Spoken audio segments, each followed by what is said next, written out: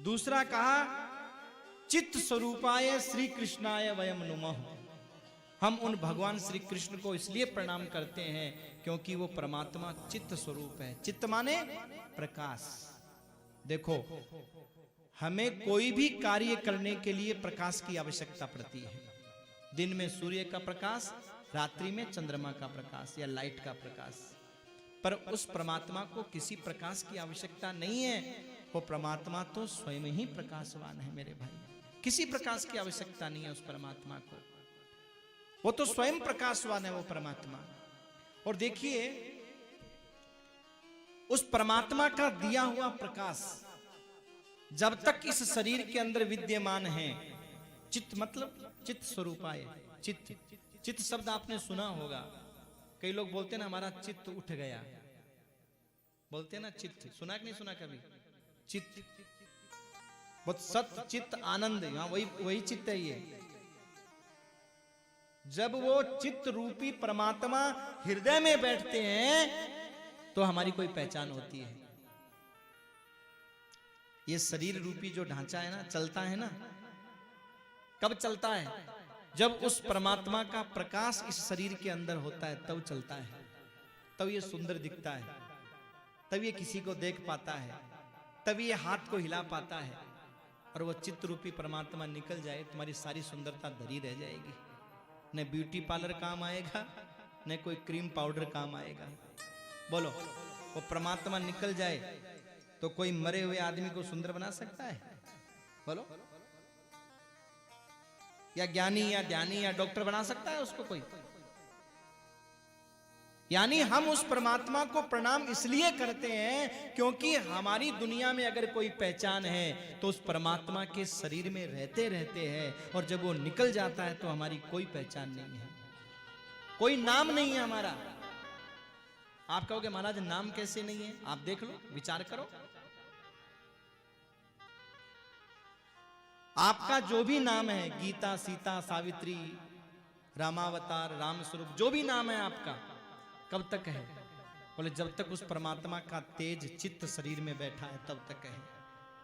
और जब वो चित्त निकल जाता है, प्रकाश निकल जाता है, तो जरा विचार करना, आज तक किसी ने किसी को नाम से नहीं पुकारा कि फलाने राम जी को उठाओ। कोई बोला है? डेड बॉडी को उठाओ, माटी को उठाओ, लाश को उठाओ, यही बोलते हैं ना। आप जरा विचार करिए, न तो स्त्री की कोई पहचान रहती है, न कोई पुरुष की पहचान रहती है।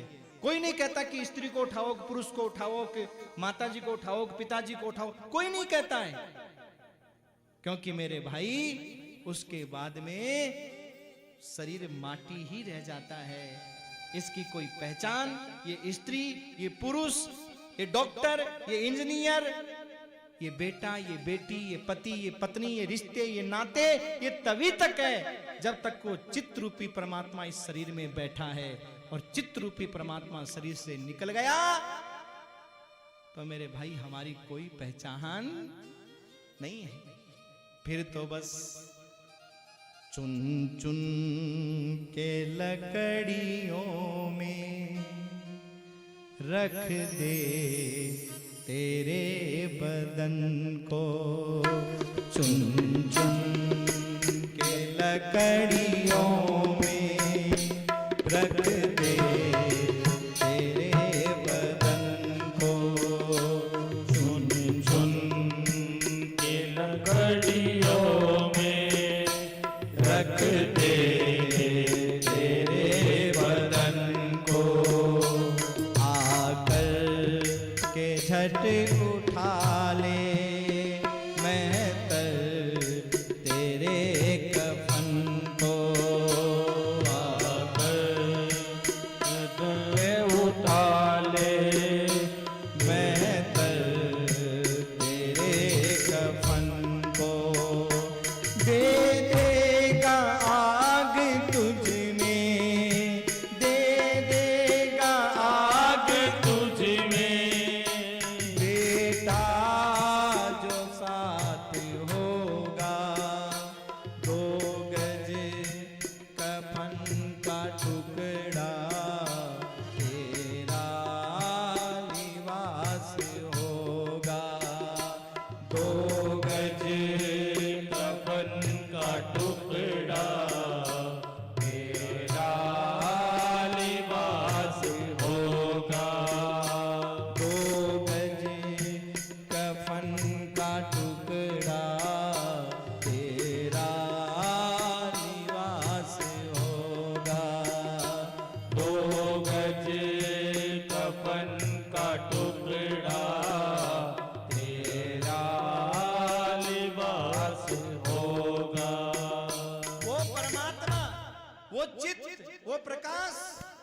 जब शरीर से निकल गया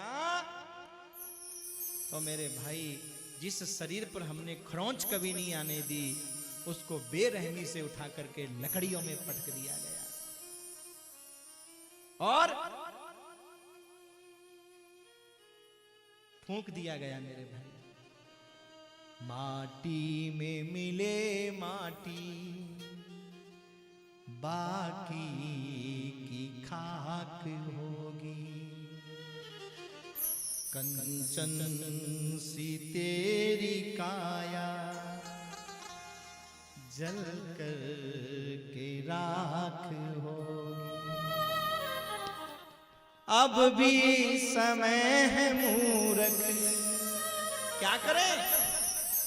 अब भी समय है मूर्ख, हरि का तू नाम ले ले, हरि का तू नाम ले ले,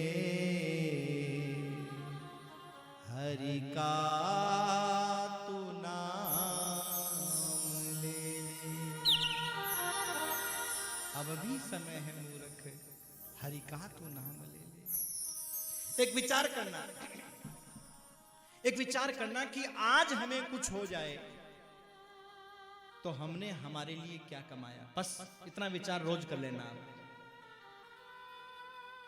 हमने कोठी बनाई, बंगला बनाए, गाड़ी लाए, व्यापार किया, बिजनेस किया, बड़ी बड़ी हमने एजेंसियां ली, सब कुछ लिया, पर विचार करना आज हमें कुछ हो जाए। पत्नी के लिए मकान है, दुकान है, बेटे के लिए धन भी है, दौलत भी है, बेटी की शादी भी हो जाएगी, बेटा भी खुश पाएगा, सब कुछ। मैंने अपने लिए क्या किया? आप कहोगे महाराज बहुत बैंक बैलेंस है हमारे पास, जमीनें भी बहुत हैं। अरे भैया वो तो पीछे रहने वालों के लिए है। हाँ, आपने वो सुना है ना, बाप को लेकर के बेटे जा रहे थे कंधे पर, अर्थी जा रही थी, बोल रहे थे राम नाम सत्य है, राम नाम सत्य है। तो सजनों वो किसी महात्मा ने पूछ लिया, भैया राम नाम सत्य है? बोले हाँ राम नाम सत्य है। सबके लिए? बोले सबके लिए नहीं, तो जो मर गया उसके लिए है। और तुम्हारे लिए? बोले जो पीछे छोड़ करके गया है वो हमारे लिए सत्य है। मर गया उसके लिए राम नाम सत्य है, और जो छोड़ के गया वो हमारे लिए सत्य है। हाँ? यही दुनिया की सोच है। पर सजनों हकीकत ये है कि जो चला गया उसके लिए भी राम नाम सत्य है, और जो बचा हुआ है उसके लिए भी राम नाम सत्य है। उसके बिना जीवन कुछ नहीं है। तो हमेशा एक बात का विचार करना कि मैंने अपने लिए कितना धन कमाया है, और उस धन का नाम है राम नाम रूपी धन। वो धन कमाने के लिए आपको किसी व्यापार में पैसा लगाने की जरूरत नहीं है। तेरा कोड़ी लगे ना दाम, तू भजले राम राम। उस धन को कमाने के लिए देखो आपके पास कोई बहाना नहीं है कि महाराज क्या करें, घर की स्थितियां बेकार हैं, परिस्थितियां बेकार हैं, बहू नहीं है, बेटा नहीं, कोई बहाना नहीं चलेगा। क्योंकि भगवान का नाम रूपी धन कमाने के लिए आप अगर बीमार भी हैं तो भी चलेगा, पड़े पड़े महाराज नहाए नहीं हो तो भी चलेगा, खाए नहीं हो तो भी चलेगा। और अगर राम नाम रूपी धन कमा लिया तो सजनों इससे बड़ा धन दुनिया में कोई दूसरा नहीं है। विचार करिएगा, क्योंकि इस शरीर के अंदर सजनों जब तक वो चित्त रूपी परमात्मा है तब तक चाहे राम गा लो, चाहे दुनिया का काम कर लो। और जिस दिन निकल गया उस दिन मेरे भाई सारा कमाया हुआ धन दौलत यहीं रहना है, और जो राम नाम रूपी धन कमाया है बस वही साथ हमारे चलना है।